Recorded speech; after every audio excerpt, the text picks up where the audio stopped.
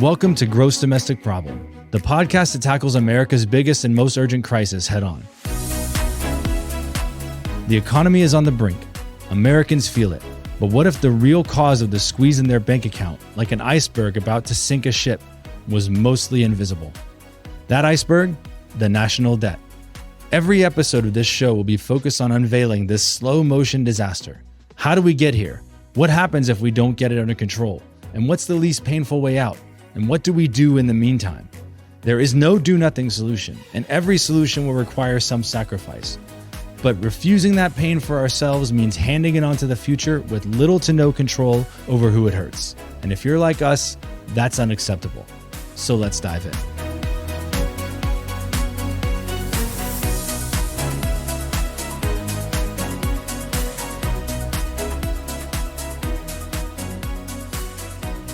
All right, welcome everybody back to Gross Domestic Problem. The great Winston Churchill once said that the greatest asset a nation can have is a healthy population. And I think by almost any measure, anyone who would be looking at the United States population would find a number of things to be dismayed about from a health perspective. Something like 70 to 80% of our military age young adults are not eligible either because of drugs or physical or mental illness. 40% of the population is in some kind of critical obese or eating disorder status. These are all numbers that are widely available and well known. But one of, I think, the great scandals of healthcare in the United States is that for all that we don't get out of it, we spend so much. And that spending is overwhelmingly government spending. So I've had the chance in the past to have really rewarding conversations about this with my guest today, Marc Goldwein from the Committee for Responsible Federal Budget. And I'm looking forward to letting this audience hear what Marc has to say. But it's just such an interesting moment, precisely because not just the fact that healthcare costs a lot, not just the fact that we don't get much from it, but also that healthcare itself has become increasingly politically contentious. As everyone will know, a few months ago, Brian Thompson, the then CEO of United Healthcare Group, was gunned down in New York City by a person who became something of a public celebrity. And so obviously this is a moment and a topic about which good people can disagree, bad people can disagree, all sorts of people can disagree. But among all the problems that we also have the problem that the country is slowly bankrupting itself. And we're bankrupting ourselves, spending money on a healthcare system that doesn't work and that no one likes. And on that, I would love to just hand the ball over for a moment to Marc Goldwein, who in this episode will tell us how we fix all of this. But Marc, it's such a pleasure to have you, man. It's always a joy to see you. Yeah, thanks for having me on. And Marc, there'll be very few people who listen to this, who hear my voice, who don't know who you are already.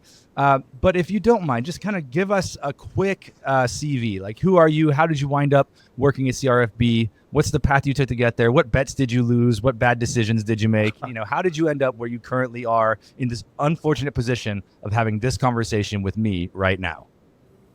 Sure. Well, I'm actually very happy to be on with you right now.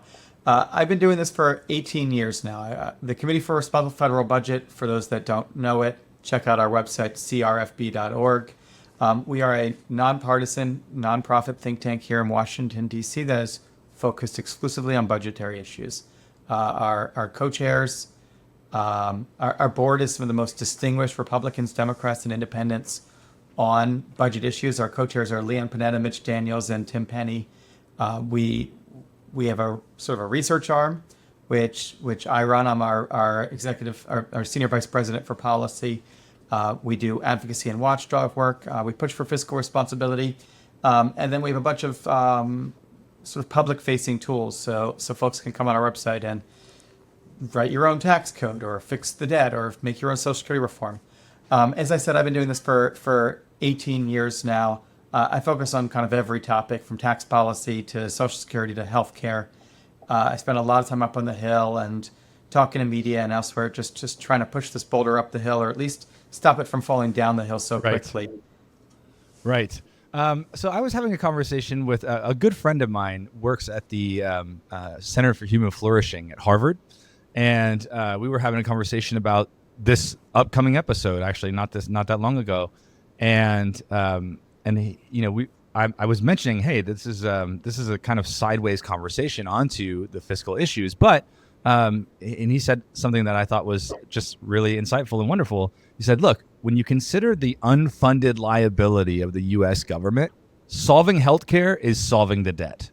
So I'd like to just kind of start there and have you make just some general comments, if you don't mind, about how you see what is the relationship between America's healthcare spending, which has all these other facets that we talked about it doesn't work that well and people don't like it anyway. But what is the immediate relevance of and future relevance of healthcare on the solvency of the United States?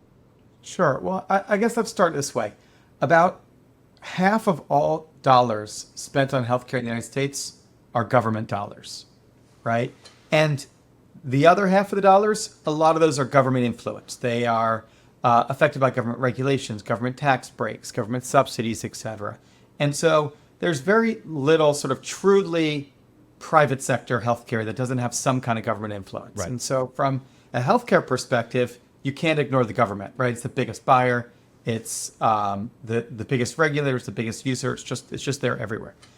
The other way to look at it is our largest category of spending is healthcare. Our single largest program is Social Security. Our second largest program, believe it or not, is interest on the debt now. Right. But our third and fourth largest programs are Medicare and Medicaid. Actually, defense kind of goes up and down. But let's say our fourth and sixth. So Medicare and Medicaid, combine that with Obamacare and things like CHIP, that becomes our single largest government program. And then similarly on the tax side, our single largest tax break is the tax break for employer provided health care. So Right. healthcare is a huge part of the budget. It's a huge part of the tax code. And not only huge, but it's growing. It's Right. growing relative to everything else. It's for two reasons, which we'll get into. The one is that healthcare costs themselves are growing. But the other is the folks we spend the most on at the federal level are the elderly. And our elderly population is growing. We have as many people turning 65 each year as we have being born. Right. So when you say, as you did a minute ago, that the other half of the dollars that are spent on healthcare are government influenced, as you just pointed out, the single largest tax break is employer-sponsored healthcare tax breaks, which so obviously government policy couldn't be more immediately relevant to how this money gets spent, who it gets spent on, and what that money buys. So, and of course, as you mentioned, healthcare is one of the parts of the government budget that is growing and is projected to grow exponentially over the next 30 years, because of reasons you said that there is two kind of combined realities: expense, which is growing, how much healthcare costs, and then who spends it, which that population block is now growing. Defense, as you say, goes up and down, but as of over the last 30-year window and over the next 30-year window, projected, God willing, that we're not in some sort of like nuclear holocaust, but God willing, the defense budget is projected at least to decline. Healthcare is going to go up, interest is going to go up, healthcare is making interest go up. So I guess let's talk then. What it seems to me that one of the largest the largest problem that a government buying healthcare on behalf of its citizens has to solve is how to allocate the right amount of money to the right people. And so there have been a number of experiments in the history of U.S. healthcare to make that happen. One of the most recent of which, and this will be the main topic of our conversation today, is Medicare Advantage. And Medicare Advantage, the theory behind it is sound. It seems to me that the idea of Medicare Advantage is that it would unleash consumerizing pressures onto the healthcare system as a whole and incentivize people, incentivize providers and incentivize payers or the insurance companies to provide a better product at a lower price. Why isn't that happening, Mark? Sure. Well, let me give a little context. Core Medicare is essentially a government-run insurance program. But one thing that the U.S. government doesn't really do is we don't say no, right? And so there's exceptions to that, but essentially we don't manage care. And so we've tried to come up with different ways to pay for that care. We used to just say to the doctors, just send us the bill. Whatever it costs, that's what we'll pay. We realized that was ridiculous. So now the core of our system basically says we're going to set payment rates for each procedure. But that's still very limiting. And so in the 90s, we came up with this idea. Originally it was Medicare Part C or Medicare Choice, ultimately became Medicare Advantage. But to have private insurance companies come in and do essentially what the federal government not maybe can't do, but is unwilling to do, which is to manage care. And that was the idea of these Medicare Advantage plans, was private insurance companies would first compete with each other, but secondly, use the fact that they're not directly beholden to taxpayers to actually try to drive healthcare costs down, to have better negotiations with providers, to do more to limit things that aren't working, to come up with more clever benefit designs that might incentivize beneficiaries to kind of get the right kind of healthcare. And that was the idea. And I'll say to some degree it has worked. It maybe hasn't worked quite as well as people thought it would, but in many areas of the country, Medicare Advantage plans are more efficient than traditional Medicare, meaning sort of the overall healthcare costs are lower than traditional Medicare. The problem has been is that the taxpayers are not sharing that efficiency, and quite the opposite. Even the more efficient plans actually cost the taxpayer way, way more than the equivalent traditional Medicare plan. And so these Medicare Advantage plans are just far more expensive, 10 or 20% more expensive than traditional Medicare for the federal government. I want to come back to that because that's really the rub. But just one more piece of background. Why didn't core Medicare, like why was there a need to control costs given, like you talked about sort of initially Medicare being like, send us the bill, we'll pay it. Taxpayers are on the hook for it, whatever it is. That's obviously stupid. But then Medicare goes about setting rates and expectations and sort of decides for Marc Goldwein or William Glass, these will be, for a person like that, these will be what we pay, what the government is willing to pay for that person's healthcare over the course of a year. That seems like it should cap cost. Why doesn't it? Well, in some circumstance it has, but not until recently. There's sort of a few reasons that cost growth in traditional Medicare have continued to rise outside of Medicare Advantage. One is that the government is constantly trying to do this balancing act of getting a good deal for the taxpayer, but also keeping the hospitals and doctors in business. And when I say keeping the doctors and hospitals in business, that is often from the perspective of the lobbyists of the hospitals and doctors, right? So there's a politics angle to this. Sure. There's a genuine concern about too much for too little, and there's a politics angle of the lobbying. And so that's one issue, is that basically until Obamacare, actually one thing Obamacare did is it really actually pulled down the payment rates over time. But until then, we were really kind of paying a decent amount for the service, even though technically we could have paid less. A second thing that's happening is that there's all sorts of ways to exploit the rules, even within traditional Medicare. So for, one example I think we're all familiar with now, or many of us in the healthcare space, is something called site-neutral payments. Mm-hmm. Medicare pays more for the exact same procedure if it's at a hospital or a hospital-owned doctor's office relative to a private doctor's office. And so what happens? Hospitals buy up a bunch of doctor's offices. There's huge consolidation. They kind of exploit this loophole to get prices up. Right. And then thirdly, there's the utilization. Medicare plans are not necessarily overall super generous, but they're generous in some ways. And when combined with these Medigap supplements, can result in beneficiaries having very little skin in the game, and so over-consuming care in a lot of ways. Right. And so the idea of managed care was, let's get some more direct negotiations on the prices, ones that lobbyists can't stop you from doing, and let's manage more the care of the beneficiaries. And the private plans in theories don't have to have these same loopholes, although often, frankly, they do. Right. And the problem with once you introduce the kind of like private model into the government's role of buying healthcare for its people, it seems to me, here's my understanding of what happens. The issue is that private insurers are accustomed, among other things, to saying no. which is that's precisely the thing you said the government can't do. And private insurers will say no. And even if the government says, okay, we're gonna sort of introduce you as an intermediary to incentivize different parts of the system to be more efficient, even if they can't technically say no, they're incentivized. Obviously, everybody wants you and me, and nobody wants our grandparents, right? And so what the government did with Medicare Advantage is say, okay, so what we'll try to do is we will subsidize you as the payer and the whole system you work with. We'll subsidize you by compensating you for the additional risk that you take on in playing the role the same way the government does. So, we don't want you turning away people who have who are cancer risks or who have diabetes already or are pre-diabetic. We don't want you turning that away. That's not the game we want you to play. And so the government will subsidize your extra risk. That's the crux of the problem, right?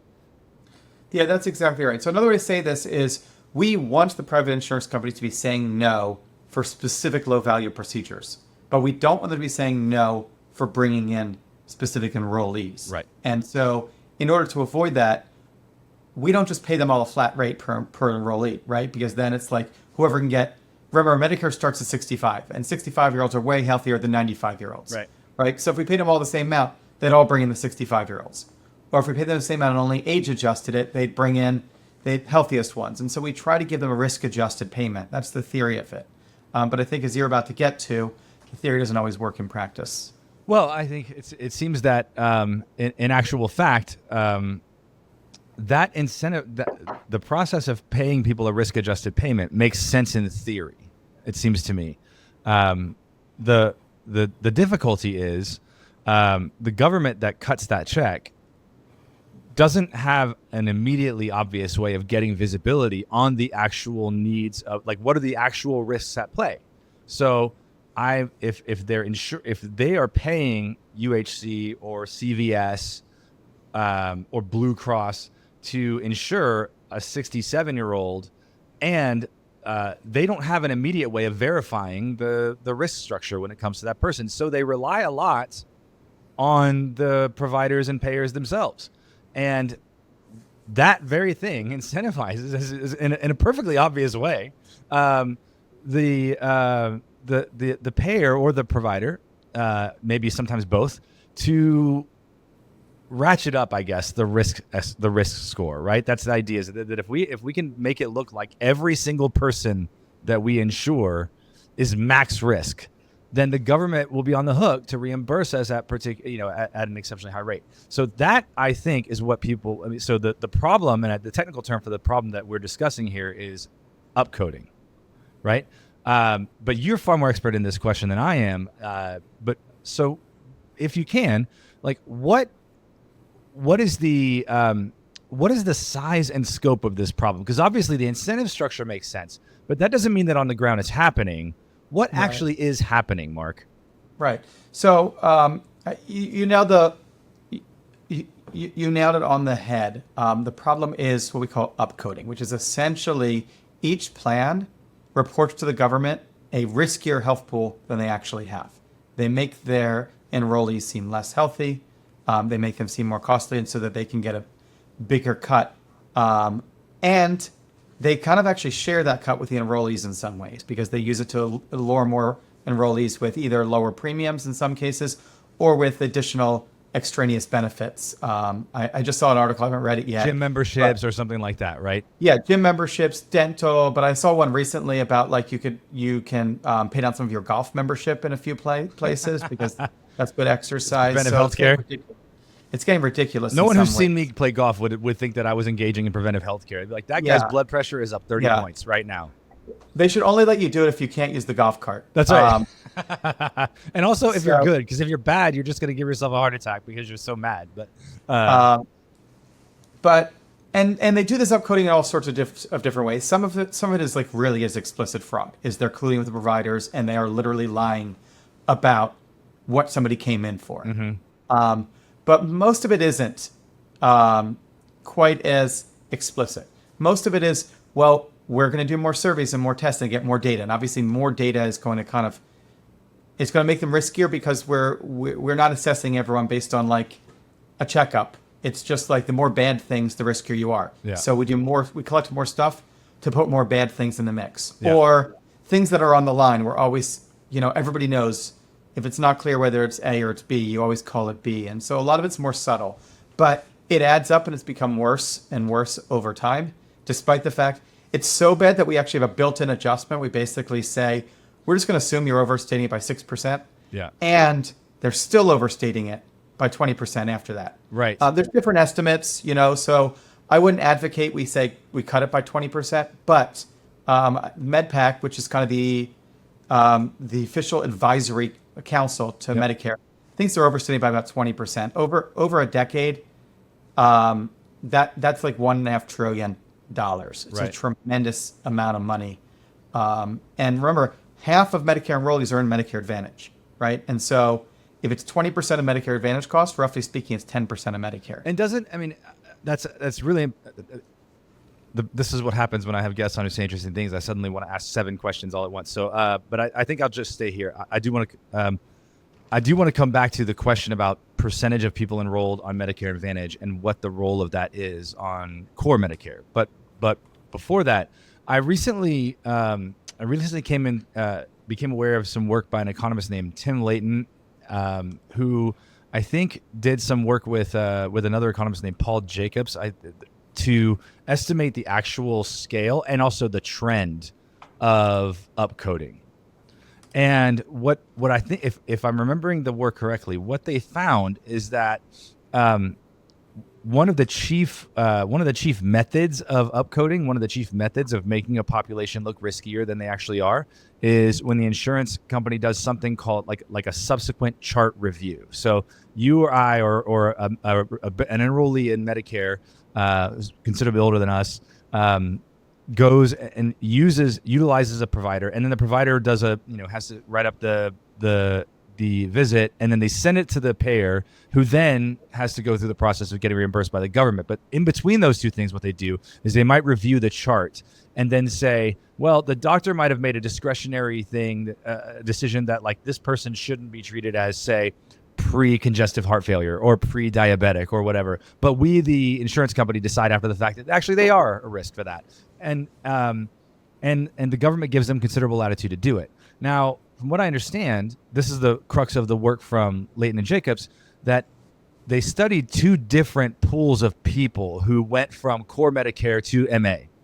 And those who, the risk adjustment over the course of several years from those who came in, I think it was 2014-15, over several years, the risk score elevated by, say, 13%.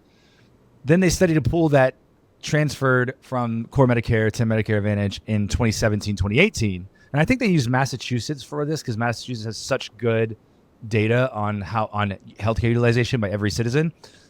A similar pool, 2017, 2018, their risks factors had adjusted by like 19, 20%. So the point being, they use this to justify the idea that this is not only a problem but that it's getting worse. Yeah. So now, what do you think? So I've seen, I've seen you tweet about this quite a bit, the problem of upcoding and its costs. How good of an idea do we really have about what this costs us? Yeah, it's a great question. So first of all, the chart review is an example of what I was talking about with they're adding data. Yes. I know like adding data sounds like you're always getting more accurate. And so we need to come up with a better way to say it. But the problem is they're selectively adding data. Right. They're sort of cherry picking. And so if you just put more and more data to highlight risks, but you never have more and more absence of data to highlight non-risks, it's going to make your pool look sicker. And so that's one way that upcoding happens. And it does appear to be escalating each year. And I think it's escalating because in some ways they're testing their bounds. They're learning what they can get away with, right? And the more you can get away with, the more you do it. And in some ways, it's the same reason that, when I was a kid, like you tip 15% and then it's 18% and now it's 22%. And they just kind of generalized like societal inflation that we've all come to accept. Exactly. It just kind of is happening more and more. I saw like, by the way, I bought a bagel like last time I was in DC, and I swear to you, there's like everybody's using these like little screens now, and they have the base tip rates. I swear to you, I saw 25, 35, 45. I was like this is, I live in Tennessee, and the reason, even though I work half the month in DC, I live in Tennessee because it's still cheaper than for me than for you to live where I live. But 45%, so I recognize that DC is expensive, but 45% for people for giving me a toasted bagel. Come on. Well, I've never seen that. And luckily, I don't think upcoding is at 45% yet, but let's give it some time. So here's the thing. I'm going to tell you the estimates, then I'm going to just tell you like the God honest truth about why this is so complicated. The best estimates I said I think are from MedPAC, and they think this is about $1.5 trillion problem. Some of it is direct over 10 years. Yeah. Yes. So some of this is direct upcoding. Some of this is the fact that actually we think that the Medicare Advantage plans actually have healthier than average people. So they're reporting less healthy than average, but we think they actually have healthier than average risk pools, that they're still doing some of that risk pool gaming that you were discussing. And is that, can I pause you there? Is the basis for that since it's more expensive, like a different demographic is using it? Is that the idea that behind that? Or is it just like, are they doing patient-wide surveys corpus-wide surveys of their body of patients? Like, how would you know that MA users are more healthy? I think we've done this a couple ways. One is kind of looking at the limited amount of audit data to see sort of how it compares. Yeah. And the second is looking by big categories and by spending and seeing what they look like compared to their similar, right? So like a 68-year-old with this particular ailment compared to this one. And so I think we're looking at a couple ways. But here's the thing. I wouldn't recommend that we go and try to cut Medicare Advantage by $1.5 trillion overnight, because this is an estimate. Mm-hmm. Right. And so I do want to be really clear about it is this is an estimate, and it could be higher, it could be lower. But I think before you make massive changes, you probably should have a higher level of confidence. So something that, has been suggested is, if we think that the gap is 1.5 trillion, let's start with 500 billion, or let's start with 300 billion. Right. See if everything still seems clean, then do another couple $100 billion. Right. So I don't think that you necessarily want to cut this all overnight, because the truth is there is a lot of uncertainty. Mm-hmm. We can try to estimate upcoding as best we can.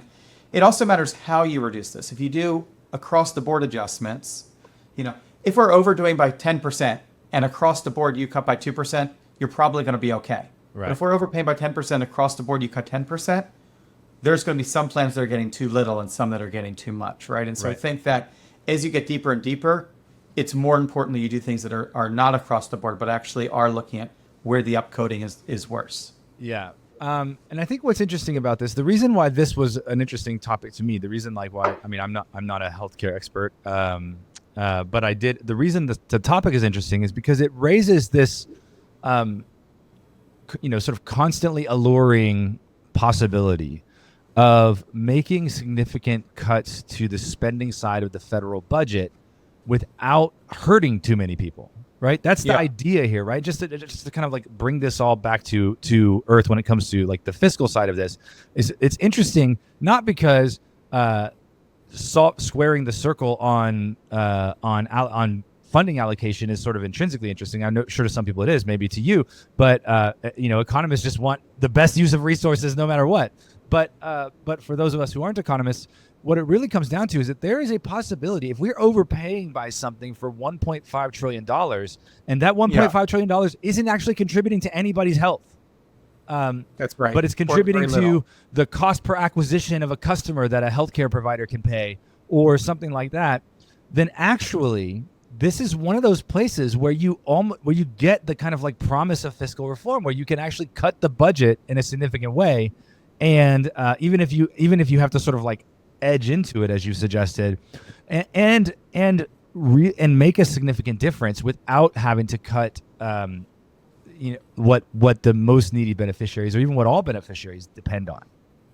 Yeah, I guess one way to think about it is this way: is we probably need about $8 trillion of deficit reduction to get the debt on a sustainable path. You could probably find $2 trillion from common sense-ish policies that would lower healthcare costs without substantially reducing the value of care. Right. I don't want to say that nobody's going to be hurt. And it's not on Medicare Advantage, right? So there's always somebody that's going to be affected because they were really counting on that gym membership for their Right. for their health. And there is a genuine, there's genuine, as you say, there's genuine, documented, studied longitudinally effects of things like preventive care. So like actually, it turns out that going to the gym does probably decrease your lifetime use of healthcare. But for someone who already was doing that, or who already is already for all sorts of reasons, either not likely to gain from that, either because they're already healthy and practicing healthy things, or because they have bone cancer. Like a gym membership is a ridiculous wasted expense on somebody whose risk pool is either too good or too bad. So, go ahead. Yeah, and this is also where you need to weigh that, like, it's $1 of healthcare is not worth paying $10 for, right? So at some point we need to kind of draw the line and say, even though that is technically beneficial, there's no universe it's beneficial enough to be worth the cost. So the gym membership is a great example in some ways, because the way it works is the insurance company's upcode, they get to keep, let's say they do $1,000 worth of upcoding. They kick back to the beneficiaries $500 worth of gym membership, of which 80% of them don't use. And so effectively, we're charging the taxpayer $1,000 more for $100 worth of gym membership use. I'm sorry, we just can't justify that. Right. That's so. But you were saying that this is not merely there are, of course, as we've talked about here, there are inefficiencies in the Medicare Advantage system, over upcoding and overpayment being one of the crucial ones. But for example, when you talked a few minutes ago, near the beginning of our conversation about site neutral payments, that is not merely a Medicare Advantage problem. That is a problem that ranges across both Medicare Advantage and core Medicare, right? That's right. So even within Medicare Advantage, upcoding isn't the only problem. We also have this other problem of, I don't know if you've ever seen the movie The Incredibles, but there's this, I'm going somewhere with this, right? So when Medicare Advantage was first established and was built out, we created these quality bonuses to try to encourage the best plans to rise to the top. Right. In The Incredibles, the core bad guy wants to make everybody a superhero, because when everybody's super, nobody is. That is effectively what we've done to the Medicare Advantage plans. I think about 80% of them are getting the top quality bonuses. And this affects both their baseline pay and it affects their sort of additional payments. Again, it wasn't a crazy idea. It was a reasonable idea when we got this program started to try to incentivize plans to do well. But they're all playing to the test now. And so this is just a waste of money. Right. These quality bonuses, if anything, we should have non-quality punishments, right? The 20% that somehow haven't figured out how to have quality should be getting lower pay. We shouldn't be doing higher pay for the 80% that are just figuring out how to do the bare minimum. Right. And then outside of Medicare Advantage, we talked about site neutral payments, where we're paying more for hospitals and hospital and doctor clinics.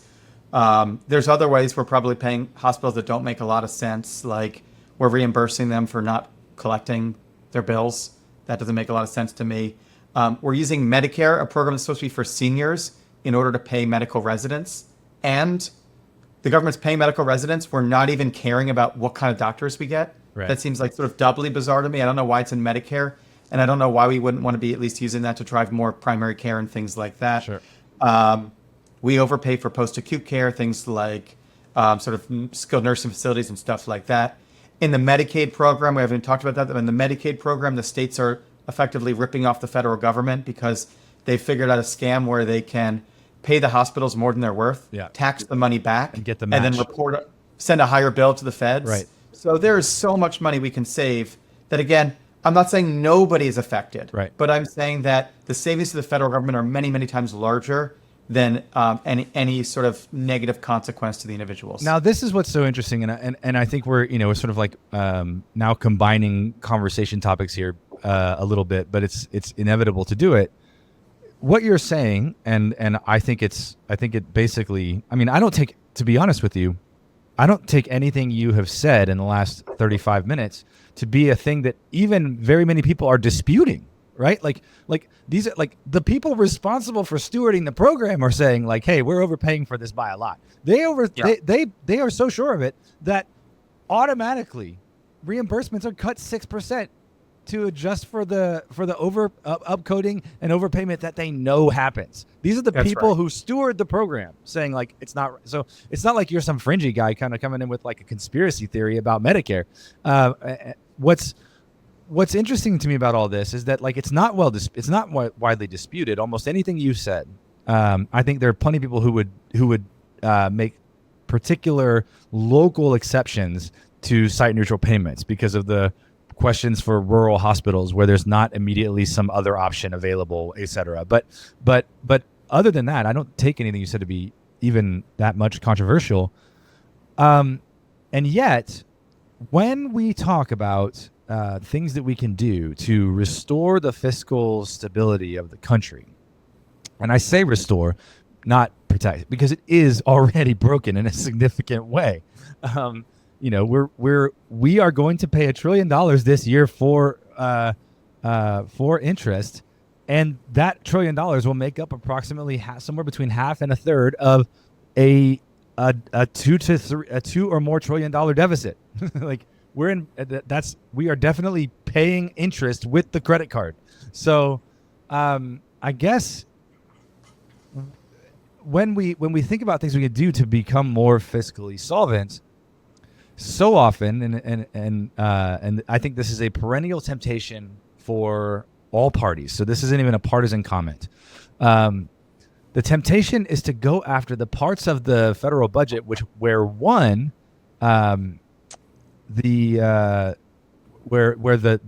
that part of the budget as a share of the budget is decreasing. Two, there's much more public accountability because these things have to get voted on every year. Three, and that's really just talking about the difference between mandatory spending, which is on autopilot, and discretionary spending, which gets voted on in every appropriations process. Not to say there's not plenty of fat in there, but it's definitely less than what we're talking about. You're saying we could solve a quarter of the problem by just paying attention, not even to like benefits in healthcare, but where we're spending that we don't need to. All of that. So I guess I'm now belaboring this, and you were at my question 2 minutes ago. Why isn't this what we're looking? Why are we looking at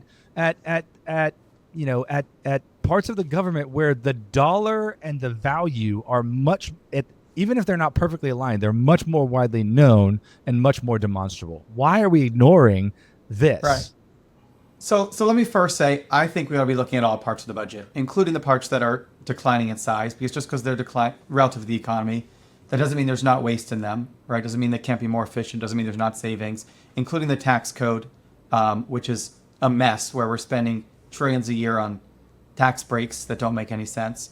But, if I were Elon Musk and I was the head of Doge and I was trying to find where the best areas for government efficiency were, I'd be spending 80% of my time on healthcare, right? It's the combination of the most money and the easiest savings from just improving efficiencies. And so we should be.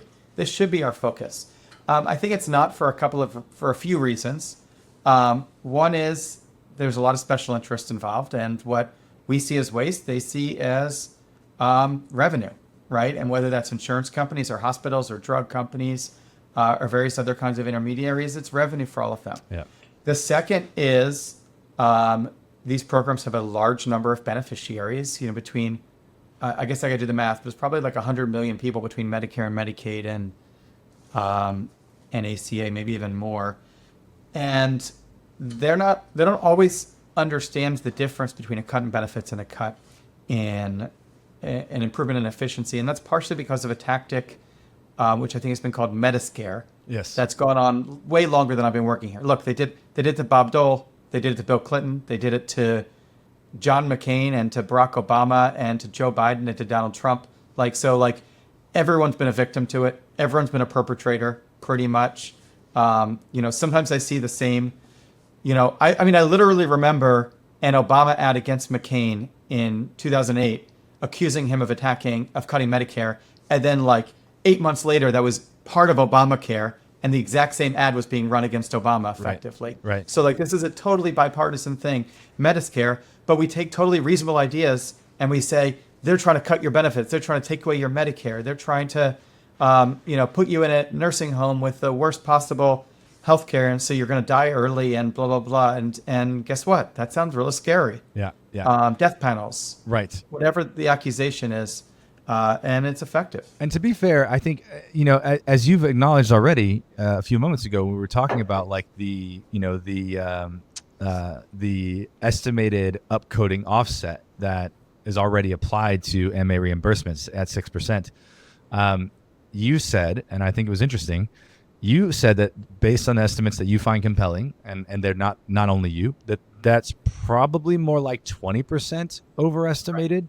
Right. And that actually, but that doesn't mean immediately that what we should do is adjust that 14% upward all the way to the top line and just say that's it. In part because, as you say, there are actual people who depend on this. They're, generally the Medicare population is older, sicker. People my age don't ever go to the doctor even. But like when you're 67, your doctor's kids are people it's like that. It's just a different world once you're a regular healthcare user. And there is a humane versus an inhumane way to do this. But I just the thing that's interesting is it seems to me that like if, as you said, if I were Doge, I'd be looking at healthcare, and I of course agree. That's the whole reason we're having this conversation. But another thing is if I were heading up Doge, I think I would want to spend at least as much time helping people to regain, helping people to I guess inoculating people against that kind of misinformation and those sorts of scare tactics. And I guess this is my last question for you, really, is, it sounds like the easiest solution for this problem is to adjust that 6% estimate upward. That's certainly in MDF's own policy booklet, which is, available at our website, MDF, millennialdebt.org. In our own policy booklet, that's what we counsel. I've seen you say that on Twitter before, and I've seen many CRFB papers that also suggest that. So if the solution is simple, but obviously it's going to be politically difficult, who is the right person, Mark, to arm citizens against Mediscare? Because that seems like a really crucial public service that's not only not being provided, it's not even clear that many of the people who are involved in government efficiency efforts, even people in our world, are even thinking about as a necessary part of this equation. Well, look, I think we need to blow up your podcast. We need to get you 100 million listeners. That's right. I will say, first of all, as a brief aside, there are other solutions besides just increasing that coding intensity adjustment, that across the board cut. You could imagine, right, that if chart review is one of the ways that it's happening, right, then government could more intensely regulate what's possible through chart review, right? I mean, there's other things you can do. Exactly. We can do more auditing. We can require that data be taken over longer periods of time, right? So people have talked about using 2-year average. We can exclude some kinds of data. So there's things we can do that are more targeted. We could also, there's more of a market solution, which is we could just force the plans to bid against each other. Right. And now they have an incentive not to upcode because they want to get a lower bid than the other plans. So there's other solutions out there. Right. But all of them involve lowering the payments to Medicare Advantage. And to your point, we need to get the word out there. And I think part of the way this happens is there needs to be sort of this bipartisan agreement that we're not going to hit each other on this every time. Right. That's like Republicans and Democrats need to be able to hold hands and say, okay, we still hate each other for these 25 reasons. But on this one, we're not going to hit each other. In fact, we're going to defend each other and say, yes, this is just a no-brainer. That's actually happened on site neutral at this point. Like Newt Gingrich and Elizabeth Warren, they both support site neutral. There still is the issue of the hospital, so we haven't solved that. But you don't hear a lot of Medicare and site neutral recently compared to Medicare Advantage. So I think short of getting 100 million podcast listeners, trying to get the politicians to be a little bit less short-sighted on this issue would be a big help. And actually fomenting, sort of bipartisan work. This is not just to say like, oh, let us just wish that we could sing Kumbaya, but like to have government affairs strategies eschew a partisan victory on this one and say like, you've said, let's make a deal not to hit each other on this, but more than that, like people who actually are in the policy advisory space, people like in our world, should say, look, this solution might work, but that solution is bipartisan, and prefer it. And run that strategy, even if it's slightly more costly and takes a little longer. Like do that, because, and I go back to comments that have been made to me by a good friend of mine named Reed Ribble, who is also a friend of yours, I know, who said when he was drafting the Save Our Social Security Act, said, the thing is, of course, there was something in that bill for everyone to hate, and people did. He, by the way, shout out to CRFB, used the CRFB Social Security Fix Calculator to do that work. And that SocialReformer.org. Yes. But one of the things he said is, like, if it isn't anything that isn't bipartisan, will be directly repealed the first moment it can be. That's where the incentives go. So, Marc, I'm really, really thankful for your time. One last question. I promise. I know I said that, but this is really the last question. I just want to know from you on this topic or elsewhere. What is one thing that what is one thing that the fiscal community's eyes, or people who are fiscally conscious, what are our eyes not on right now that they should be? This is your grab bag answer. Well, that's a hard question. So I'm not going to answer. I'm just going to instead tell you a story about why bipartisanship and the hard things work. Maybe by the end of the story, I'll have a good answer for you. But in 2010, I worked in the Simpson Bowles Fiscal Commission. Yeah. And every day we would get hate mail from people saying, you're a stalking horse for tax increases, or you're trying to make seniors eat cat food, or this or that. Tons of hate mail. And then we put out our initial report, not even the final report, initial report. And all of a sudden we started getting fan mail. And it was actually kind of putting the substance. And so people could see, yes, there was unpopular stuff, but we were goring everyone's ox. Everyone was in it together. I actually had like an intern do a little study for me on like our percentage of hate mail before and after the announcement. And I think it went from like 95% hate mail to 50% hate mail. And there was one, she took it to me because she didn't know how to classify it. Because it started as like, Dear Erskine Bowles and Al Simpson. Al Simpson just passed away, unfortunately. But Dear Erskine Bowles and Al Simpson, I have to say that I hate, all caps, I hate what you're recommending as a 65-year-old to depend on these programs. But I also know, all caps, that it's necessary for my children and grandchildren to have a better future. So thank you. I think that we can do hard things if we're in it together and if we're showing that we're doing it fairly. And that's just been missing from the overall fiscal conversation. That's really helpful. And if you'll permit me to be completely presumptuous here, I think something that emerges out of what you said that might be an answer to the question of where our eyes should be that they're not. I think that you've raised a really interesting point, but there's not vocabulary. There's not common vocabulary these days to express this point. That we need a coherent moral vocabulary to talk about the obligations we have to the future. Yeah. I think that I actually think that that's not policy. It's sort of meta policy in a sense, but also the place where policy meets politics is at the point of persuasion. And as you say, you've actually told a story about somebody who has accepted something that would be difficult for them because they recognize that the pain has to be shared. What is the coherent moral language to discuss that fact? And I think that's something that the world would be severely helped by. Yeah. Well, I'm going to use that as my answer. Yes, awesome. All right. Well, Marc, thank you so much for your time, and thank you for the work that CRFB does. I actually was just remembering, we actually met on Twitter ages ago, long before I was even in this work. I don't remember how I found your Twitter, but I'm saying all this by way of giving you a chance to say your Twitter handle so people can follow you. I remember finding your Twitter and having like a very, very like refined and interesting argument with you about a particular part of budgetary policy. And what was so interesting about it is I think it was like like a lot of my listeners then, I then like a lot of my listeners now, was an educated and interested person, but a dilettante in policy.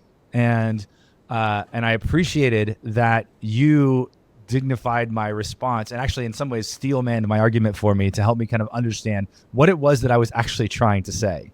I appreciated that you did that, and I recommend you as a Twitter follower to anyone who has remote interest in any of these issues, just because of that. Because you're never, Marc is not somebody who you'll follow, respond to, or comment on, and then get a gotcha. Like you're actually going to get steel-manned and taken seriously, or maybe you were just having a really good day when you did it to me. But I think I've seen that quite a bit. So, how can folks follow you on Twitter/X? Sure.